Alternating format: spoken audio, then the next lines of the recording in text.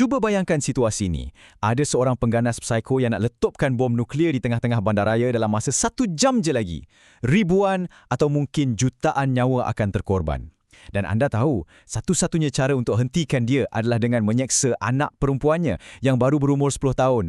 Seorang budak yang tak tahu apa-apa dan tak bersalah langsung secara live di televisyen. Adakah anda akan buat benda tu? Okey, mari kita selami perkara ni. Ini bukan sekadar jalan cerita filem aksi ya. Ini sebenarnya sebuah eksperimen minda ekstrim. Ia direka untuk tunjukkan secara tepat kenapa minda kita sangat memerlukan sebuah kerangka moral yang abstrak untuk uruskan situasi yang seolah-olah mustahil untuk diselesaikan. Selamat datang.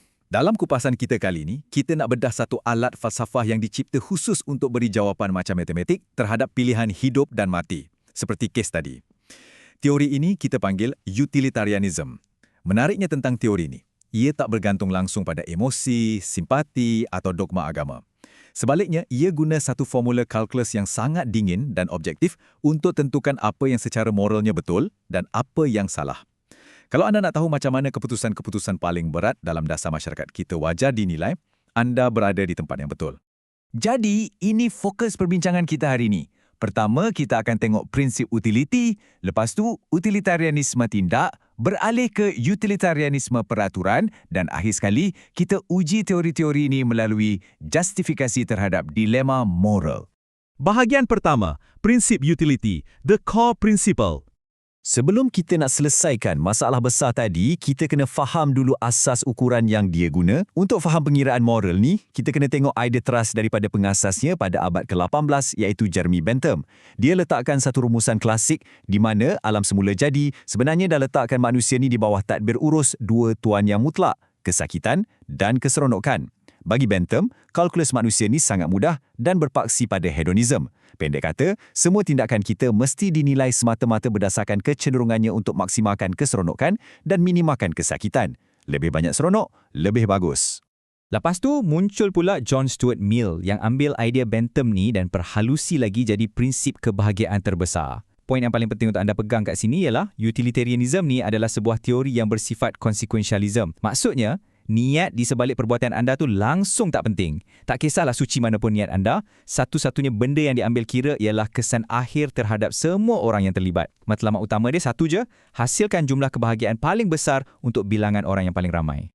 Bahagian kedua, utilitarianisme tindak atau act utilitarianism. Bila kita dah faham prinsip utility tadi, ia bawa kita ke cawangan utama yang pertama. Utilitarianisme tindak ni secara meluas dianggap sebagai bentuk teori yang paling lurus dan konsisten, tapi sejujurnya yang paling cetuskan banyak kontroversi. Kalau anda baca perbahasan etika gunaan kontemporari, utilitarianisme tindak ni ambil satu pandangan yang kita panggil atomistik. Secara asasnya, nilai moral bagi kesan satu tindakan yang tunggal kat dunia ni adalah muktamad untuk tentukan sama ada ia betul atau salah.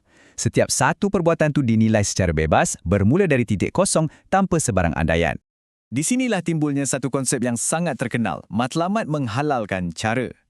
Aliran utilitarianism tindak ni menuntut kita untuk nilai semua pilihan yang ada pada bila-bila masa sahaja.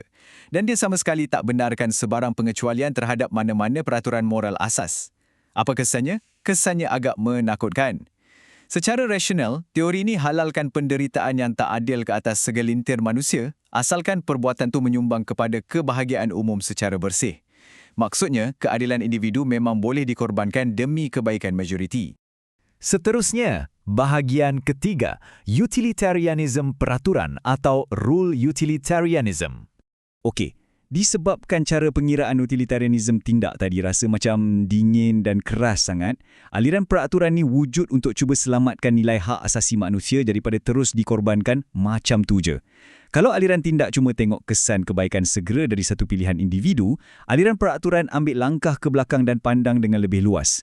Mereka tanya, apa akan jadi kalau seluruh masyarakat setuju dan ikut satu kod moral ni secara universal? Jadi, kebenaran sesuatu perbuatan tu dah tak diukur pada kesan serta-merta, tapi pada kepatuhannya terhadap set peraturan yang dah direka khas untuk memaksimalkan kebahagiaan dalam jangka masa panjang.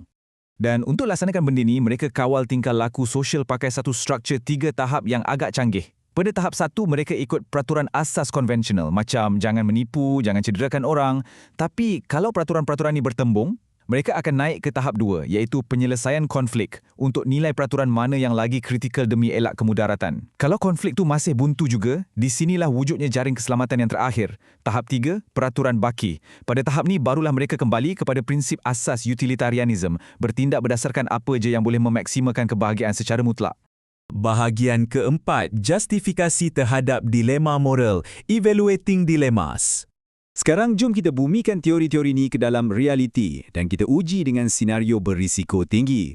Cuba perhatikan dua dilema ni. Dilema pertama, anda ada $40, nak belanja untuk kelas piano ke atau nak derma ke tabung kebuluran. Utilitarianisme tindak tanpa ragu-ragu menuntut duit itu disalurkan terus kepada yang kebuluran sebab penderitaan mereka lebih besar nilai utilitinya. Okey, dilema kedua pula lebih gelap. Seorang hakim ada peluang untuk penjarakan seorang bekas banduan yang sangat bahaya nama Charlie, walaupun Charlie sebenarnya langsung tak salah dalam kes yang ni.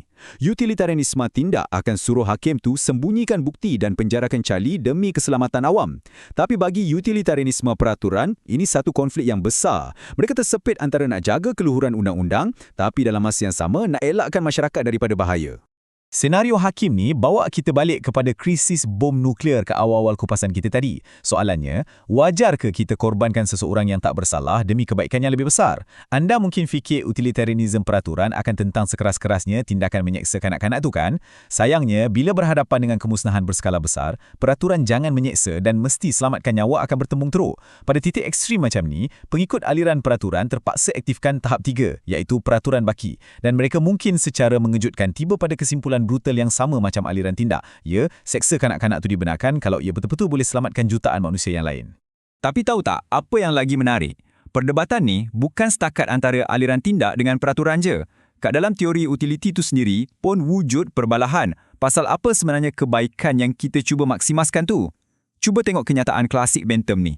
Bagi dia, kalau tahap keseronokan tu sama nilainya, main permainan mudah kanak-kanak macam pushpin adalah sama nilai moralnya dengan membaca sebuah puisi intelektual. Dia punya fokus memang betul-betul pada keseronokan hedonistik fizikal. Tapi tokoh macam Mill pula bantah keras. Mill berpendapat, kelestarian, maruah dan nilai intelektual tu jauh lebih tinggi dan berbaloi untuk dikejar oleh manusia berbanding sekadar memuaskan deria badan semata-mata. Dan ini bawa kita kepada satu persoalan terbesar yang merumuskan kelemahan paling dalam logik utilitarianisme ni. Tak kisahlah anda sokong utilitarianisme tindak ke peraturan ke, sistem kiraan yang dingin ni akhirnya akan sampai kat satu titik putus. Kalau formula kebahagiaan manusia ni menuntut anda untuk buat sesuatu yang betul-betul mencabuli sempadan nurani dan batasan kemanusiaan anda, adakah anda berani bertindak semata-mata sebab formula tu cakap ya betul? Dan yang paling penting, mampukah anda hidup dengan akibat daripada perbuatan tu selamanya? Fikir-fikirkanlah. Terima kasih sebab sertai kupasan kita kali ini dan teruskan sifat ingin tahu anda.